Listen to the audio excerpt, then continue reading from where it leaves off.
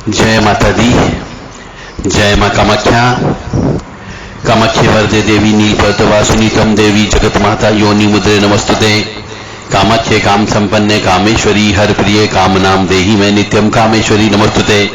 कामदे काम रूपस्ते सुभगे सुरसेविते करोमि दर्शन देव्यम सर कामार सिद्धये। ओम महेशानी महामाये चामुंडे मुंडमालिनी आयु आरोग्य ऐश्वर्य देहि में देवी परमेश्वरी। ओम जयंती मंगला काली भद्रकाली कपालिनी दुर्गा क्षमा शिवा धात्री स्वाहा सदा नमस्तुते।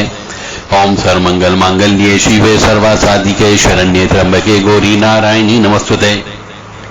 देवराधा ट्रस्ट की तरफ से सत्यवाणी की प्रस्तुति। तंत्र के लक्षण क्या होते हैं और उस तंत्र को कैसे हटाया जाए। कोई जानकार मनुष्य हो तो हटा भी सकता है, कोई जरूरी नहीं कि आप किसी तांत्रिक को ही बुलाया जाए। यदि आपने थोड़ा बहुत भी तंत्र का ज्ञान रखते हो, प्रशिक्षण लिया हुआ हो या किसी से सीखा हो या किसी गुरु के सानिध्य में रहे हो तो तंत्र को काट सकते हो। पहले तो सिम्टम समझे कि तंत्र के सिम्टम क्या होते हैं। तो सबसे पहले तंत्र का सिस्टम में पितृदोष होता है। कुछ लोग उसको भी तंत्र मान लेते हैं। पितृदोष होता है, प्रेत दोष हो जाता है। अब पितृदोष का मतलब होता है कि घर परिवार में बच्चों की शादी ब्याह नहीं होना, घर परिवार में किसी मनुष्य का विवाह ही नहीं होना। पूरी जिंदगी गुजर जाती, 60-70 साल हो जाते, विवाह नहीं होता है। कभी कभी किसी बहन का विवाह नहीं होता, स्त्री का भी विवाह नहीं होता है, तो भी उसे भी पितृदोष कहा जाता है। और कभी कभी किसी घर परिवार की स्त्री का विवाह तो हो जाता है परंतु अपने पति को छोड़ के आ जाती है और विवाह नहीं करती, उसे भी पितृदोष बोला जाता है। यानी बच्चे पैदा नहीं होना, वंश वृद्धि नहीं होना, ये सब पितृदोष और प्रेत दोष की वजह से होता है। या फिर पीपल कटाने की वजह से होता है। तो पीपल के वृक्ष लगाना चाहिए, एक ये उपाय है। पितृदोष की शांति करवाते रहना चाहिए, पीपल के वृक्ष की पूजा करते रहना चाहिए, पिंडदान करते रहना चाहिए। घर में यदि सीलन हो, सीलन की बदबू आती हो, घर में मॉइस्चर रहता हो, घर की छत से पानी चूकता हो, तो मान करके चले घर में पितृदोष है। घर की दीवारों पे यदि टूटी फूटी हो, घर की दीवारों पे दरार उत्पन्न होती हो और घर की दीवारों पे सीलन जो आती है उसके निशान बने हुए हो, घर खंडहर जैसा महसूस होता हो, तो मान करके चले घर के अंदर पितृदोष की उत्पत्ति होती है। दरवाजे खिड़की की पुताई नहीं करा रखी हो, कलर नहीं किया गया हो, खंडहर जैसे मकान में रहते हो, तो भी समझ जाओ कि ये सब पितृदोष की वजह से उनका दिल दिमाग काम नहीं करता है। प्रेत दोष होता है, लड़का उत्पन्न नहीं होता है, लड़कियां ही लड़कियां होती है, वंश समाप्त हो जाता है, अब बीमारियां लग जाती है, व्यवसाय चौपट हो जाता है, मकान की छत पर कौवा कबूतरे ज्यादा बैठने लगते हैं, मकान की छत पर जो है पीपल का वृक्ष उगाता है, कोर्ट कचहरी होने लगती है, मुकदमे दायर हो जाते हैं, कुछ तो स्वयं के ऊपर हो जाते, कुछ ये मुकदमे दायर करके कोर्ट में पैसा चला जाता है, वकीलों पे पैसा चला जाता है, पैसे के तरीके से धीरे धीरे बर्बाद हो जाते हैं, पुलिस केस बन जाता है, घर परिवार में वाद विवाद होने लगता है। 4 सदस्य होते हैं, 5 सदस्य होते हैं, तो कोई एक दूसरे की बात नहीं मानता है। तो ये भी पितृदोष प्रेत दोष के लक्षण होते हैं, तंत्र विद्या के लक्षण हैं। स्त्री पुरुष के मन में गलत विचार उत्पन्न होता है, गलत खाना खाने की प्रवृत्ति हो जाती है, मांस खाने की इच्छा होती है, शराब पीने की इच्छा होती है, या फिर ज्यादा नींद आती, रात को नींद नहीं आती, दिन में सोते हैं, ब्रह्म मुहूर्त में जब जगना चाहिए तब ब्रह्म मुहूर्त के अंदर सोया जाता है, गलत सोच उत्पन्न हो जाती है, गलत कार्य करने की इच्छा होने लगती है। ये सब तंत्र विद्या के लक्षण होते हैं। व्यक्ति कमाई करने के लिए बैठता है परंतु कमाई नहीं होती है, व्यक्ति कार्य करने की इच्छा रखता है, अपन कार्य में जब पैसा लगाता है तो वो बर्बाद हो जाता है, यानी पार्टनरशिप में पैसा बर्बाद हो जाता है, किसी धंधे में पैसा लगाता है तो वो बर्बाद हो जाता है, पुराने बुजुर्गों की संपत्ति को बेचता है। और ऐसा किस किस के साथ ज्यादा होता है? जिसका जन्म मूल नक्षत्र में हुआ हो, यानी कि मूल नक्षत्र में हो, व्यष्टि करण में जन्म होता है, बालव करण में जिसका जन्म होता है, जो साक्षात पितृ ही उत्पन्न होता है, उस मनुष्य के साथ में ऐसी घटनाएं ज्यादा घटित होती है। और ऐसे परिवार में ही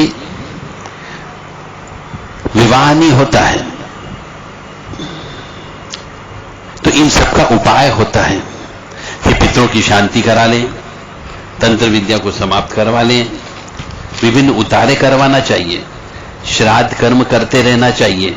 और श्राद्ध कर्म भी घर पर नहीं करना चाहिए, मंदिर में श्राद्ध कर्म करना चाहिए। पिंडदान हमेशा घर के बाहर करना चाहिए, पीपल के वृक्ष के नीचे पिंडदान करना चाहिए, सूर्य उदय से सूर्यास्त के बीच में ही करना चाहिए। पुरुष या बड़े बुजुर्ग का होना इसमें अनिवार्य होता है। और अमावस्या को यदि करें या बुधवार को करें तो अच्छी बात होती है, या फिर श्राद्ध पक्ष जो आते हैं, 16 श्राद्ध बोलते हैं, उस समय पिंडदान और तर्पण करना ही करना चाहिए। श्रीमद् भागवत कथा कराना चाहिए, नारायण बलि कराना चाहिए। इससे भी तंत्र विद्या कट जाती है। घर का उतारा करते रहना चाहिए, नमक के पानी से पोंछा लगाते रहना चाहिए, प्रत्येक दरवाजे पर नींबू काटते रहना चाहिए, चौमुखी दीपक जला करके घर में से घुमा करके बाहर रखते रहना चाहिए, सरसों के तेल का दीपक लगाना चाहिए, दीपक के अंदर उड़द के दाने रख देना चाहिए, रुद्राभिषेक कराते रहना चाहिए, दुर्गा सप्तशती का हवन कराते रहना चाहिए। और देशी कपूर, लौंग, सौंफ, जायफल, उड़द, ये सब घर के अंदर घुमा घुमा करके हर अमावस्या के दिन, जब पितरों का दिन होता है अमावस्या का दिन, उस दिन जलाना चाहिए, यानी हवन करना चाहिए। अमावस्या के दिन घर में क्लेश नहीं करना चाहिए। अमावस्या के दिन घर में मीठी चीज ज्यादा बना करके, खीर, मीठी पूड़ी, ये सब देशी घी में बना करके जला देना चाहिए, भोग लगाना चाहिए। आप कहोगे देशी घी के पैसे नहीं है साहब, तो चलो तेल में ही बना दो, परंतु भोग अवश्य लगाओ। पीपल की पूजा अवश्य करते रहना चाहिए, पीपल की परिक्रमा करना चाहिए, 108 परिक्रमा करो, पीपल के नीचे दीपक लगाना चाहिए। और यदि तंत्र हो गया है तो तंत्र को कटवा लेना चाहिए।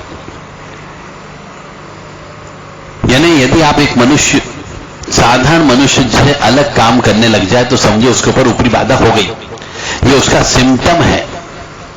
एक साधारण मनुष्य का मतलब हो गया, साधारण भाषा में यह शास्त्र कहता है कि मनुष्य को ब्रह्म मुहूर्त में उठ जाना चाहिए और 9-10 बजे तक अपनी पूजन अर्चन, ध्यान, योग, हवन ये सब करने के बाद में अपने नियमित कार्य करने के लिए 10 बजे घर से बाहर निकल जाना चाहिए। परंतु यदि मनुष्य पूरी रात भर जगता हो, ब्रह्म मुहूर्त में उठने के बजाय ब्रह्म मुहूर्त में सोना प्रारंभ करता हो, सूर्य उदय के बाद भी सोते रहता हो, तो समझ जाओ उसके ऊपर ऊपरी बाधा लग गई है। इस तंत्र विद्या को काटने के लिए हनुमान चालीसा का पाठ करना चाहिए, बजरंग बाण का पाठ करना चाहिए, काली मां का हवन कराना चाहिए, भैरव जी का हवन करवाना चाहिए। जब तक हवन नहीं कराओगे तंत्र विद्या नहीं कटेगी।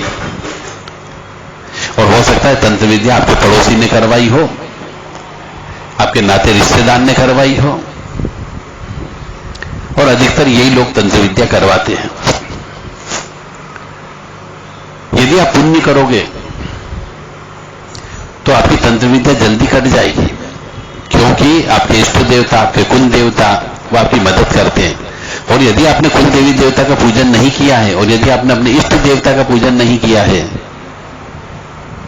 तो ये इष्ट देवता और कुल देवी देवता आपको अच्छी जगह नहीं ले जा पाएंगे जहां तंत्र कट जाए। आपके पैसे बर्बाद होते रहेंगे, लोग बाग आपको लूटते रहेंगे और आपका काम कुछ भी नहीं होगा। इसलिए दान धर्म करते रहा करो।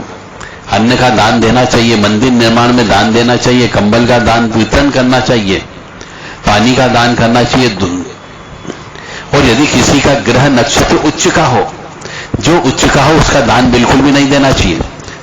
जैसे गुरु उच्च का हो तो विद्या का दान नहीं देना चाहिए, पीले कपड़े का दान नहीं देना चाहिए, किताबों का ज्ञान नहीं दान नहीं देना चाहिए। इसी प्रकार यदि बुध उच्च का हो तो हरे कलर की चीजों का दान नहीं देना चाहिए, लाल सफेद हरे कलर की मूंग होती है उसका दान नहीं देना चाहिए, हरे कपड़े का दान नहीं देना चाहिए। तो जो जैसा ग्रह उच्च का है उसका दान बिल्कुल भी ना दे, और जो नीच का हो, जो कमजोर हो, उसका दान देना चाहिए, वो फलित होता है।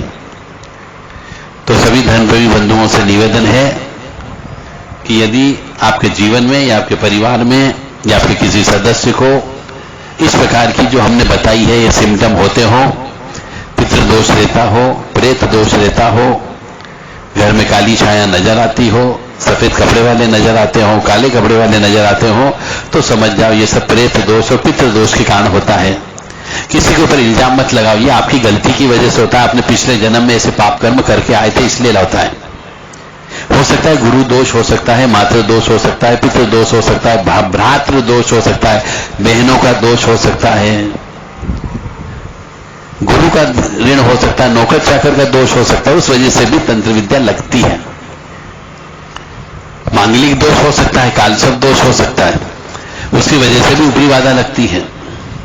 शनि चंद्र की युक्ति होती तो भी ऊपरी बाधा लगने की संभावनाएं होती है। क्या राहु शनि एक साथ बैठा हुआ तो भी ऊपरी बाधा लगने की संभावना ज्यादा होती है। तो ये सब पिछले जन्म के कर्मों का फल होता है जो आपको भोगना होता है। इसलिए कहते हैं पुण्य ज्यादा से ज्यादा करो ताकि आपको वो पिछले जन्म के कर्म के अनुसार जो खराब फल भोगना है उनको भोगने की शक्ति प्राप्त हो जाएगी। यदि किसी भी धर्म प्रेमी बंधुओं को पितृदोष, नागदोष, कालसर्प दोष या फिर अमावस्या दोष या फिर किसी का विवाह नहीं हुआ, कुंवारा कोई व्यक्ति मर गया उसका दोष, तो उसकी पूजन अर्चन करा लेना चाहिए। यदि किसी का जन्म सोमवती अमावस्या का हुआ हो, शनिवारी अमावस्या का हुआ हो, हरियाली अमावस्या का हुआ हो, दिवाली की अमावस्या का हुआ हो, कुश ग्रहणी अमावस्या को हुआ हो, मौनी अमावस्या को हुआ हो, तो मान के चलो वो साक्षात पितृ ही होता है। वो आपकी जिंदगी और पैसे को बर्बाद करेगा ही करेगा। तो उस व्यक्ति को क्या करना चाहिए? चैत्र की अमावस्या होती है, वैशाख की अमावस्या होती है, ज्येष्ठ की अमावस्या होती है, हर महीने अमावस्या आती है।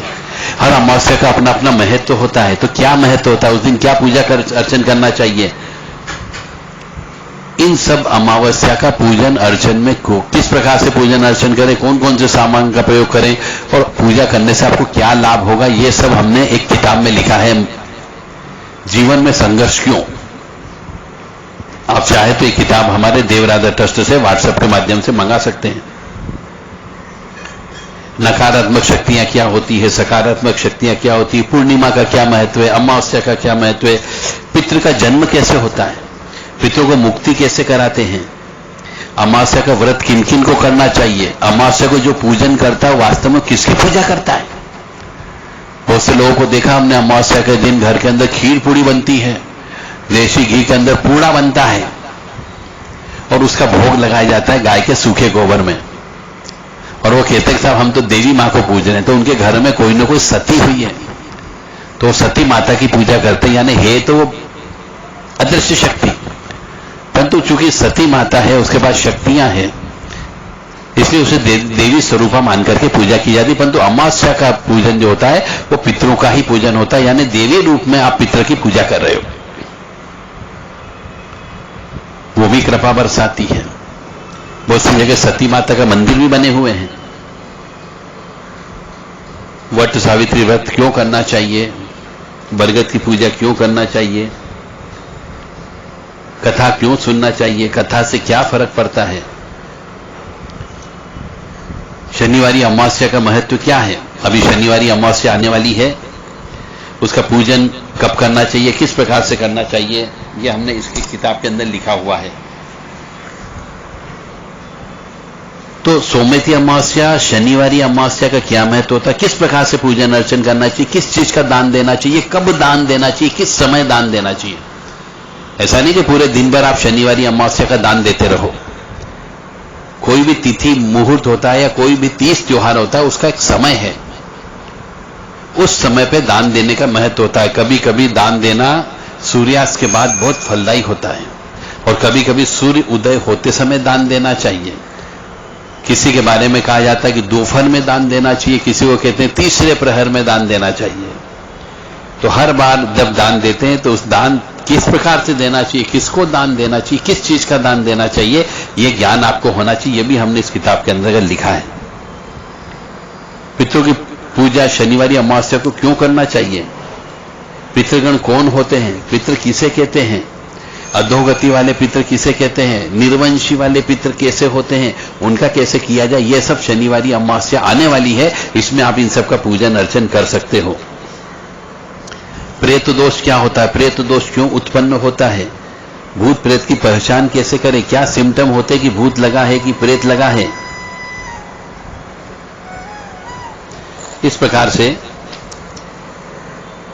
इस किताब के अंदर बहुत सारे रहस्यमय ज्ञान दिए गए हैं। 10 किताबों को मिला करके एक किताब बनाई गई है। 10 किताबों का रस इस किताब में हमने शामिल किया है। जीवन में संघर्ष क्यों उत्पन्न होता है, जिनका काल सब दोष होता है, अमावस्या दोष होता है, पितृ दोष उत्पन्न होता है, श्राद्ध कर्म कैसे करें, ये सब चीजें इस किताब में दी है। और नाग दोष के बारे में भी बताया गया है कि नाग दोष होता तो बच्चे पैदा क्यों नहीं होते हैं, और नाग दोष की पूजा कैसे करना चाहिए, अतृप्त आत्मा कैसी होती है, ये भी इस किताब में बताया गया है। सभी प्रकार की आत्माओं का वर्णन इस किताब में दिया गया है। भयानक प्रेत दोष कैसे उत्पन्न होता है, प्रेत दोष के क्या क्या लक्षण होते हैं, और प्रेत पीड़ा से बचाव कैसे हो सकता है, मनुष्य शराब क्यों पीता है, पितृ कैसे बनते हैं, और पितृ स्त्रियों को क्यों परेशान करते हैं, पितृ पुरुषों को भी परेशान करते हैं, पितरों का तर्पण कैसे करें, काल सब दोष के उपाय कैसे करें, काल सब दोष कितने प्रकार के होते हैं, और कैसे काल सब दोष उत्पन्न होता है, राहु केतु काल सब दोष को कैसे प्रभावित करता है, नारायण बलि क्यों करना चाहिए, कब नारायण बलि करना चाहिए, किस समय नारायण बलि करना चाहिए, ताकि ये श्राद्ध दोष, नाग दोष, पितृ दोष, इनसे मुक्ति मिल सके, कितनी बार नारायण बलि करना चाहिए, ये सब चीज हमने इसके बारे में बताया गया। इस किताब में वर्णन है। तर्पण कैसे करते हैं, पितृ तर्पण कैसे करते हैं, यमराज का तर्पण कैसे करते हैं, पितृ तीर्थ कहां कहां पर है, श्राद्ध के क्या क्या फायदे हो सकते हैं। एक तरीके से अदृश्य शक्तियों को कैसे अपने घर से, दुकान से, व्यवसाय से, फैक्ट्री से निकाला जाए और सुख समृद्धि शांति कैसे प्राप्त की जाए, वह किताब के अंदर लिखी हुई है। पूजन सामग्री भी इसमें लिखी हुई है। व्यक्ति आत्महत्या क्यों करता है, नाग दोष, सर्प दोष से मुक्ति कैसे मिलेगी, संतान उत्पन्न क्यों नहीं होती है, संतान गर्भ में आने के बाद क्यों मर जाती है, क्यों संतान बार बार गर्भ से निकलने के बाद मर जाती है, यह सब चीज इस किताब के अंदर लिखी है। किताब जो है कम से कम 300 पेज की एक किताब है। यह एक ग्रंथ है पूरा। निश्चित तौर से आप लोगों के लिए बड़े काम की चीज है। इसको पढ़ करके आप अपने पितृदोष, नाग दोष, काल सर्प दोष और श्राद्ध कर्म से संबंधित पूरी संपूर्ण जानकारी प्राप्त कर सकते हो। यह किताब व्हाट्सएप के माध्यम से आपको प्राप्त की जा सकती है। अपना नाम, पूरा पता, phone number, mobile number, pin code number ये आप हमें व्हाट्सएप के माध्यम से भेजें 7649862712 और 9893128047। केवल व्हाट्सएप के माध्यम से ये किताब आप प्राप्त कर सकते हैं, कुछ राशि न्योछावर करके। आपके बहुत सारे पितरों से संबंधित प्रश्नों के उत्तर भी इसमें दिए गए हैं। और मां भगवती जगत जननी आद्य शक्ति भवानी, आह्लादिनी शक्ति, कष्ट निवारिणी, दुख निवारिणी, महिषासुर मर्दिनी, चंडमुंड नाशिनी, सिंह वाहिनी, क्लेश नाशिनी आपको सुखी रखे, स्वस्थ रखे, प्रसन्न रखे।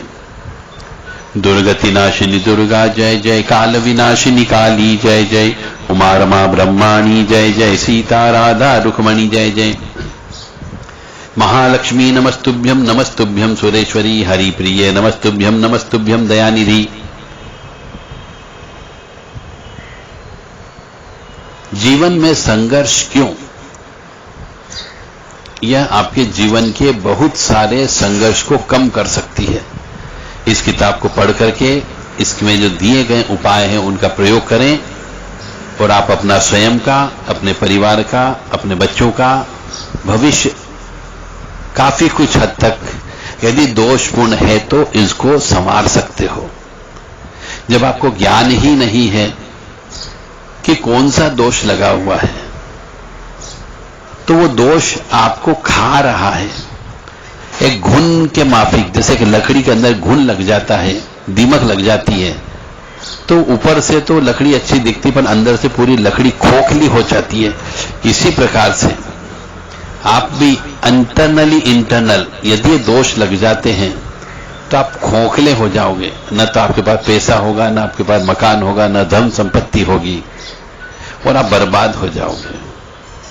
उसको रिपेयर भी नहीं कराया जा सकता। उसको फिर उसका जो लकड़ी ऐसी घुन लग जाती है उसको निकाल करके ही फेंका जाता है और नई लकड़ी लगाई जाती है। तो मुझे उम्मीद है कि नई लकड़ी लगाने की जरूरत नहीं पड़े और जो वर्तमान में है उसी को ही ठीक कर लिया जाए, ज्यादा खराब होने से पहले। तो जीवन में संघर्ष क्यों? कालसर्प दोष, नाग दोष, पितृ दोष, अमावस्या दोष और श्राद्ध कर्म से संबंधित ये किताब है। जय माता दी, जय मां कामाख्या।